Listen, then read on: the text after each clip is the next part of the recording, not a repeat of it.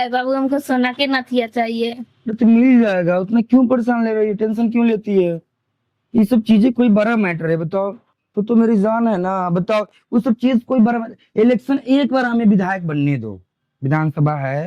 बाबू phone आ रहा है। किसका फोन आ रहा है? अच्छा जाने दो, कोई बात नहीं। अरे तो बोल रहा, तो फिर आ रहा है क्या? किससे फोन आ रहा है? Hello hello. हेलो। अरे बोल रहा हूँ सर, क्या पंचायत के लिए किस वक्त काम नहीं कर रहे हैं? अरे मेरे भाई बाद में बात करेंगे, तुम रखो, ठीक है? बात करते रखो, बात करते बाद में। रुको 1 मिनट बाबू। हाँ हेलो प्रेम। हाँ बोलिए। अरे ये बहुत सारी, ये कौन फोन किया, जरा इसको देखो तेरे। वो जहाँ है उसको बिल में से खींच के लाओ।